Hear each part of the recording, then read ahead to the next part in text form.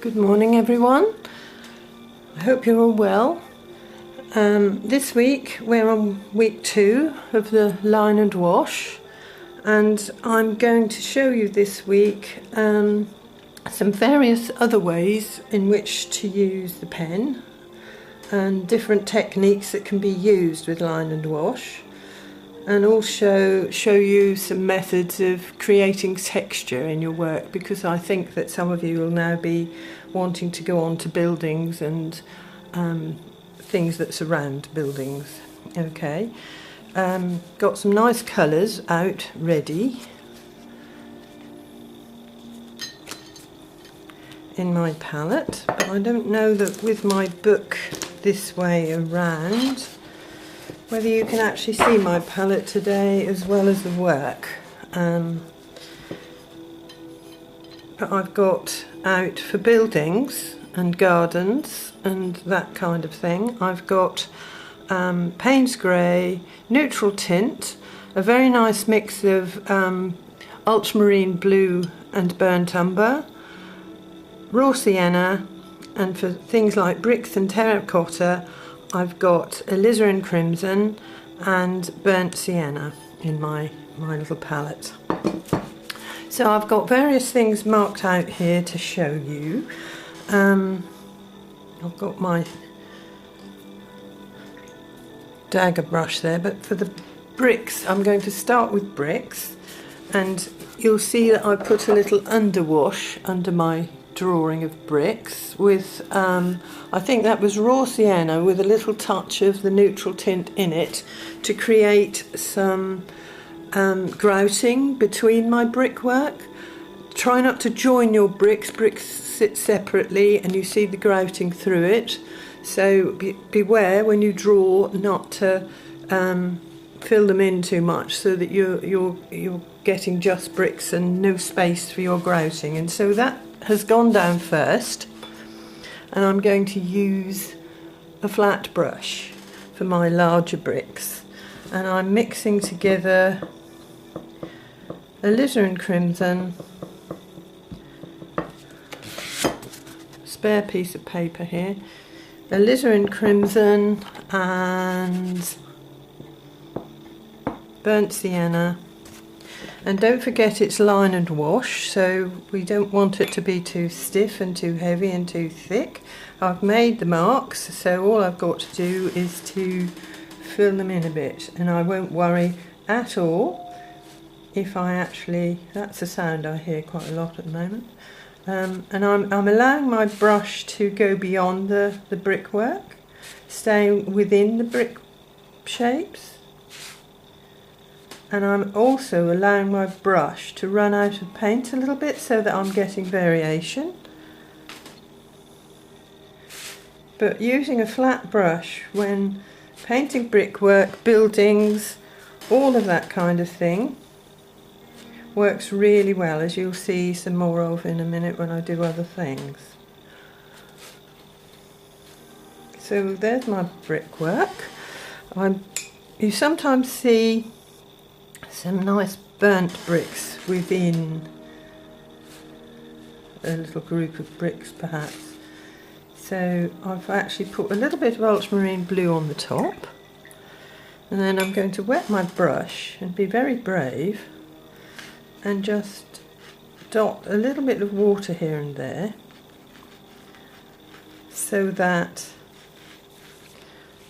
when that dries up it's going to look a lot better, and also it's going to look like old brickwork. Okay, and don't forget that you can also pop a few more in that you haven't actually drawn, which loosens up your painting straight away.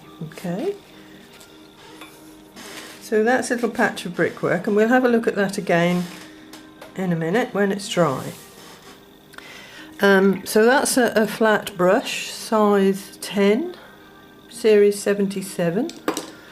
I've also got a small flat brush.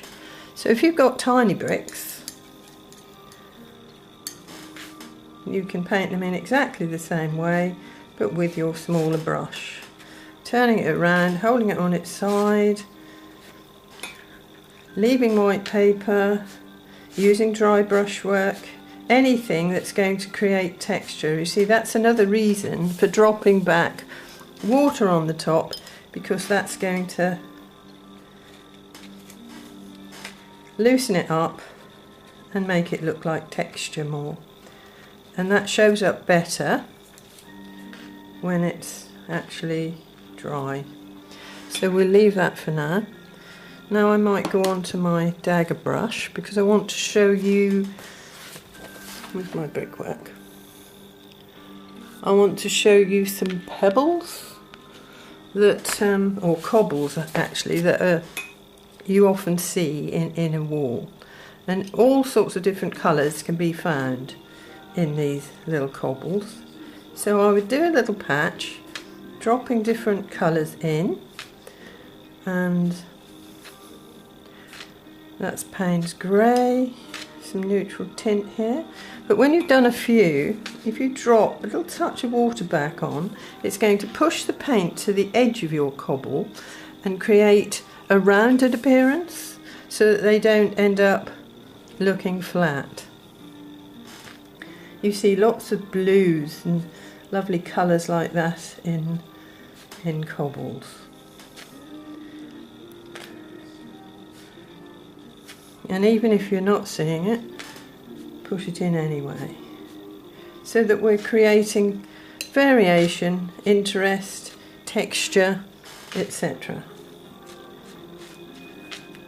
Because this is line and wash, we're not being at all heavy with the paint this month, but I am going to allow you to largely choose your own subject, as I mentioned last week, because I think different people want to do different things, and it's much better.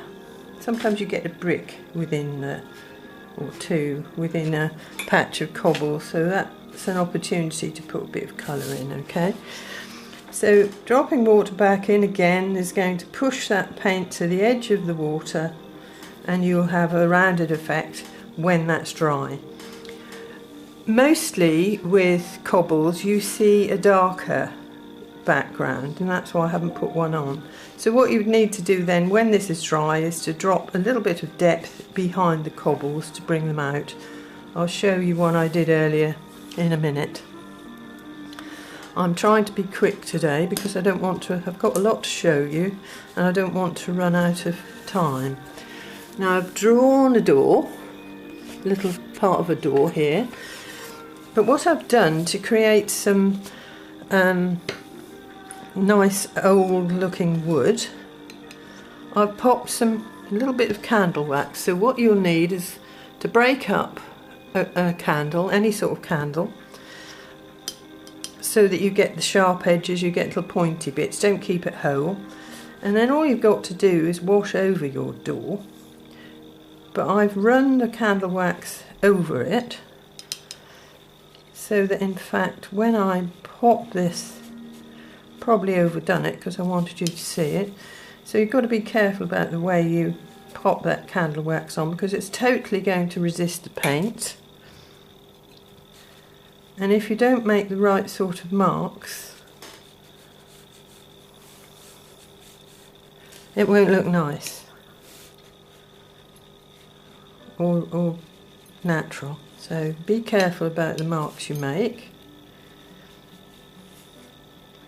But a nice way to create old looking doors, any old woodwork.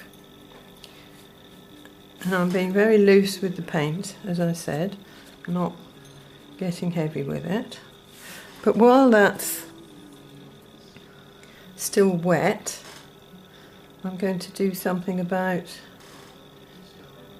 dropping in some rusty hinges here.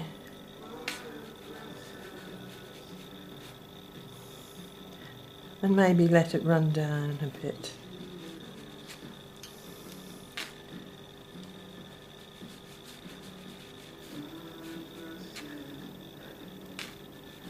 Don't be afraid to mix your colours on the palette. because you've made the marks with your pen, and so nothing you do is going to take that away. You do see lots of different colours in old doors and windows and things because people paint over the top several times. There's a hole in that door, so I'm going to actually just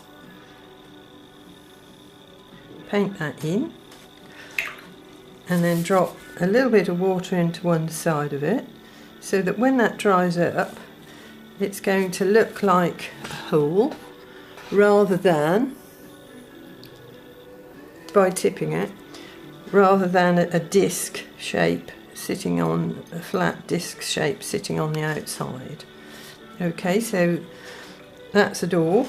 I've got some bricks drawn there, but I won't paint them right now. But what I have got is some big white cobbles.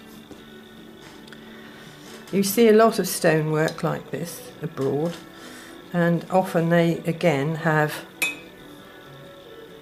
so all they need once you've drawn them, so often they have little bits of colour in them. So don't be afraid to use colour in these things, but you don't need to put a lot in to start making it look realistic.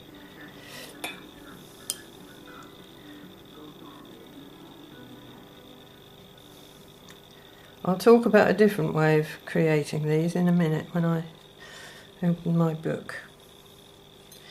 But that's several techniques there that I've just shown you. And I used, for the drawings, I used a 0.5. And don't forget the way I said to hold the pen last week. Higher up and loose, and try to make wiggly marks. Now I've got some steps here that I've used the water-soluble Tombow pen when I drew it, because I want to show you what it looks like when you actually just allow it to blend it in a little bit. So I'm being careful about the way I put. Because it's line and wash, you still have to be careful. It doesn't mean that you can just paint over like a magic painting book and it's all going to work out for you. You've still got to be careful about the way you apply your paint. But can you see how my water-soluble pen is now blending? Such a nice thing to do. And therefore I don't have to put a great deal of work into the paint work, with the paint work. I can just let that blend away. Nice dry brush really here on this bit, just to leave some white paper showing through. And then of course you might have a lot of depth underneath, and that's the Tombow pen just blending down for you. Really nice colours come out of these Tombow pens because they're made up with lots of different pigments. So those are my steps. Okay. Now I've got a pump, an old pump that I've drawn here, and it's actually got some water coming out of it. So this is another technique. With my blade, I'm going to use a technique called sgraffito, and I'm actually just going to scratch out the top surface of my paper to create some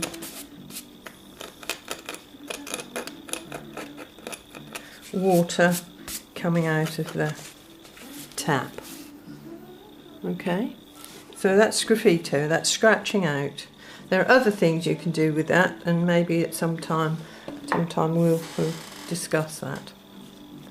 I have some posts here, so again I'm going to get my nice flat brush going. Another thing you can use your flat brush for, if I wanted to make just thought of this. If I wanted to make these edges, these little sort of gaps between the doorway, a little bit deeper and stronger, you can hold your brush, your flat brush, upright and just pop to loosen it all up a bit. It's drying up nicely, it looks alright. Just to create a little bit more depth and make it a little bit more painterly between your gaps in the doorway by just holding it on its edge. Here's another email.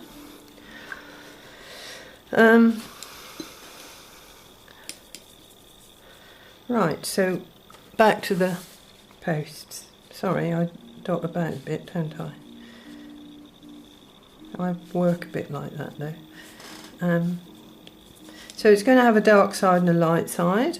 So we will have this side or darker side, I think. And I'm mixing together the burnt umber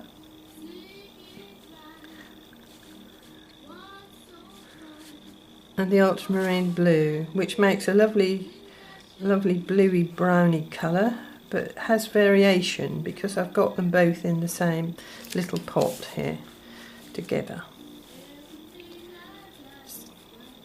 But can you see, whenever I leave a little bit of white, it brings some life into the work.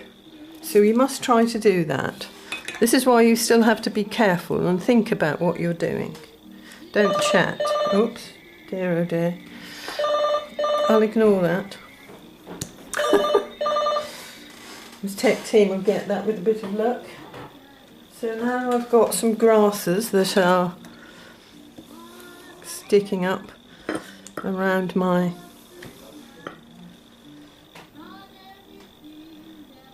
posts. So I've got my sword brush out just to create a few grasses here.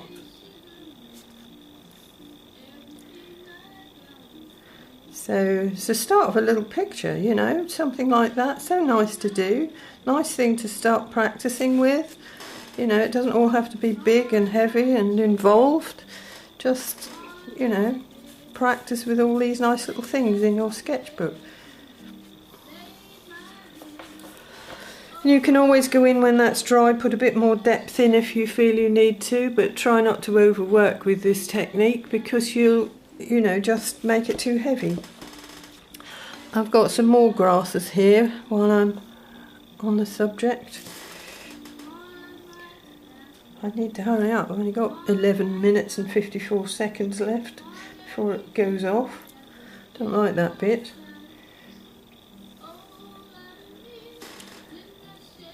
Right, so there are my grasses, and I have actually got some masking fluid that I've put there too, so that when that's dry I can peel that off.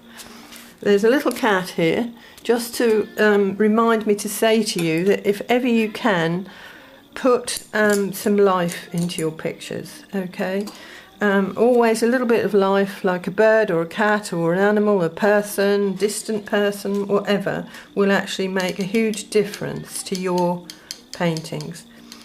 This space here is for me to show you dry brushed work. So if you've got, I don't know, some concrete or something like that, old doors, anything where you need to have texture, if you hold your brush, have it not too wet. You have to practice this to get it right. But I'm just skimming over the top surface. It even looks like water if you do it with the, you know, the right colour. But that's a nice way of holding your brush flat, creating some texture on the page for old doors, windows, bits of concrete at the front. It always looks quite nice in the foreground of a picture because then you don't have to paint anything too heavy and stop the eye going in to your picture. Need to hurry up. So what I've got here now is some pots, which is something else you could maybe try. And to make the terracotta I've got burnt sienna, I'll just do this one. I've got burnt sienna and alizarin crimson. Okay. And I'm going to try and leave some white paper. Bring it across a little bit.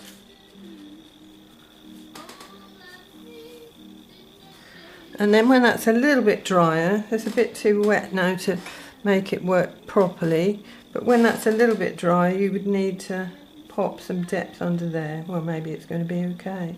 There's my dark side, and underneath the rim there'll be some dark. So that's just to show you. Don't worry about it running around, I think it'll dry up looking nice anyway. And that's just to show you the colour that you would use for terracotta pots. I've drawn the flowers, I painted the flowers first before my water started to get too dirty, and I put masking fluid on so that when that's dry I can take my masking fluid off, and I've got some little white flowers in there as well. So that's a little group of pots that you could maybe do this week to get you started on painting nice things from the garden. Okay, so that's that one. I've also got a drain pipe here. I like drain pipes, strangely enough, and things like that, you know, it's all part of life's rich pattern, isn't it? And I've drawn them, I think, with the Tombow pen, or maybe I haven't, can't remember now. Yeah, I have. This is the black Tombow pen. So it's got some light on it, and you don't have to do much more than draw it with that Tombow pen and run some colour back down. Okay. I want to show you windows and shutters. There's a window here, another email.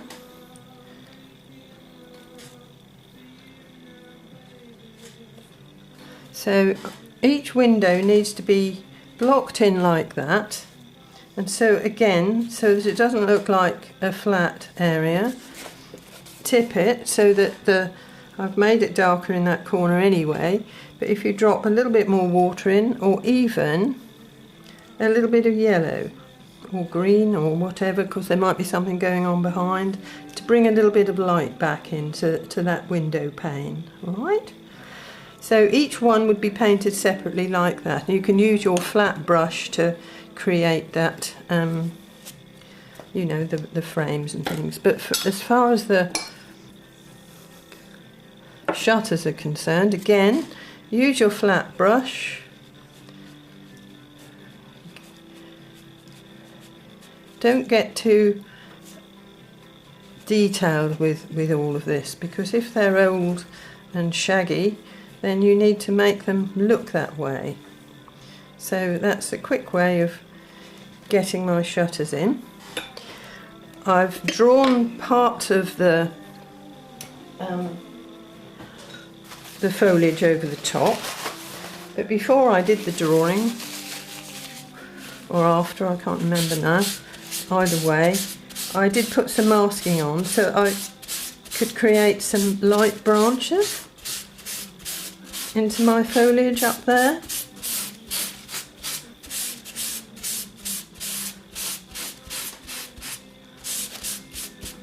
And then I can draw some darker ones in as well, and fill in any other areas of foliage that I might need. So that's a quick and easy way to pop the foliage in. Nice little basket of flowers here. So maybe that's something else you could try this week. Make a darker side and a lighter side. And again, I've got some masking fluid within the flowers to bring some light in.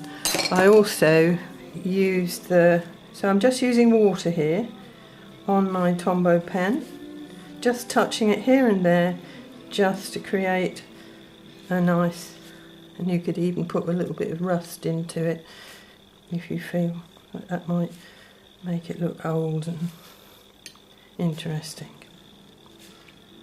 on my old chain.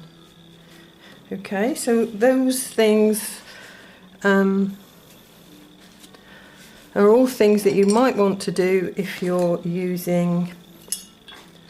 painting buildings. And if you are painting buildings, I want you to create texture. And a good way to create texture is to, in a wall, an old wall here, and if you use this technique, you need to wait until it's dry before you see all the lovely runs and marks that you're creating in here. You see all sorts of lovely colours in old doors and old walls and brickwork and things like that. So to create texture, we touch it quite a lot, unlike when we're painting flowers. And then just touch little touches of water on and wait for it to dry and see what happens. And you'll find that all those pretty colours in that wall will have blended, and it will be making nice texture lights and darks for you. And if you needed to, you could then put grouting around some of the stonework that you might see that where the shapes have created themselves. Okay, hope you could see all of that going on. Right, now I need to be really quick because I want to quickly show you one or two other things you can do this week. If you want to put shadows in, try not to draw them with the pen and try to just use one stroke work. If you create trees into your pictures, start at the bottom, putting the base where you need it and work up. Then if it goes out of the page, it doesn't matter. The tree's been depicted. Same with any tree. Start with the base, work up and work on it the way it grows, all right? You might want to create a little vinaigrette this week. So that's a little vignette of a craft, the outside of a craft shop. I'll post that so you can see what I've done. But that's the sort of thing that might work. But always start with your focal point. Make sure you create a focal point. For those that want to stay with flowers, see what you've got in the garden, and I'll post this one as well. Use the finer pen, be more delicate, and paint in a very similar way to the way I've shown you before, but just washing over, not getting too heavy with the work. Right, for people who like boats, I've painted a boat this week. But I used 2 photographs, which is another thing you can do to create a picture. The photograph of the boat, but then a photograph of the nets and whatever those things are. Lobster pots, perhaps. I don't know. So don't look at that too closely if you're involved with boats, because it's a little bit on one side and not looking quite right. You might want to create a little page of birds, which you can then copy at other times to put into your pictures. Because, as I say, a little bit of life always works really well. And I think that's